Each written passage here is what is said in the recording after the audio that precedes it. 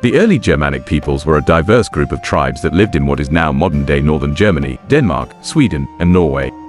The Proto-Germanic speaking people we call the Germanic people today have been occupying this area since around 1000 BC, probably even earlier. South of this region were the Celtic tribes, who dominated much of Central Europe at this time.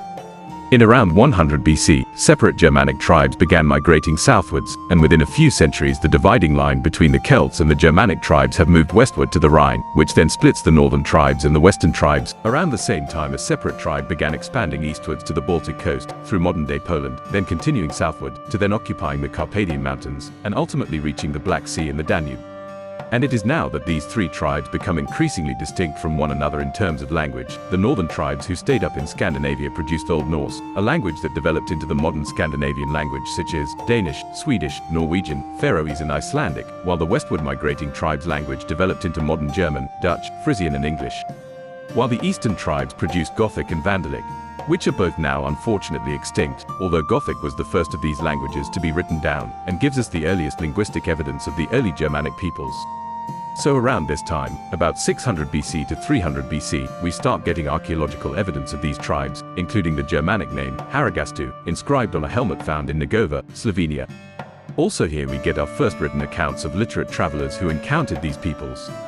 Our first is Greek writer and traveler Pytheas. He mentions two tribes by name, the Teutons, whose name comes from the Celtic word meaning people. These occupied what is now modern-day Denmark, and the other tribe were the Gutturns, who occupied modern-day northern Germany.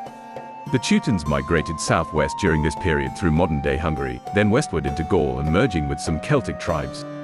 The Gutturns were the predecessors of the Goths, and migrated southeastwards towards the area of the Black Sea. As both tribes kept moving southwards, it pushed Celtic tribes further and further towards the Roman border, which led Julius Caesar to invade Gaul, modern-day France. This is where he encountered the Germanic tribes from their migration into Gaul in the recent centuries.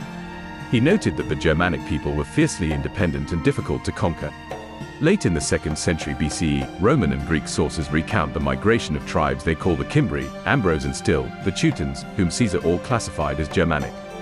The movement of these tribes southwards into parts of Gaul, Italy and Hispania resulted in the Cimbrian War against the Romans, in which the Teutons and the Cimbri were victorious over several Roman armies but were ultimately defeated. Several battles between Germanic tribes and the Romans followed, but the ultimate deciding battle which led the Romans never seizing land in Germanic territory ever again was the Battle of Teutoburg Forest. It took place in modern Kalkricha in 9 AD, when an alliance of Germanic tribes ambushed Roman legions and their auxiliaries, led by Publius Quinctilius Varus. The army was led by Arminius, a Germanic officer of Varus's army. Arminius was born into a Germanic tribe but was enslaved at a young age by conquering Romans. He had acquired Roman citizenship and had received a Roman military education, which enabled him to deceive the Roman commander methodically and anticipate the Romans' tactical responses. The Romans undertook a night march to escape, but walked into another trap that Arminius had set at the foot of Kalkri's hill. The Germanic warriors then stormed the hill and slaughtered the disintegrating Roman forces.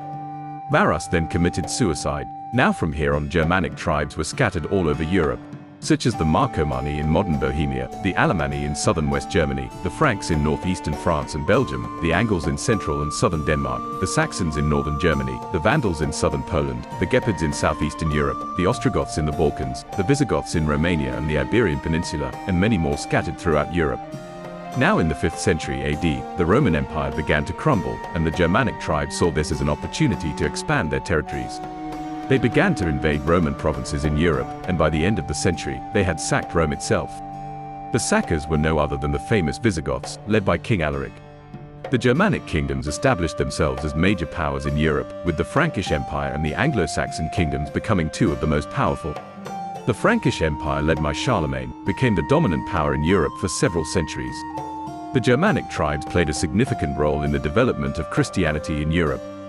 In the 4th century AD, the Roman Empire converted to Christianity, and the Germanic tribes soon followed suit. Christianity became an important part of their culture and identity. Today, the Germanic peoples and their descendants are found all over the world. Their influence can be seen in the languages, culture, and traditions of many countries, including Germany, Denmark, Sweden, Norway, Iceland, the Netherlands, England, and the United States.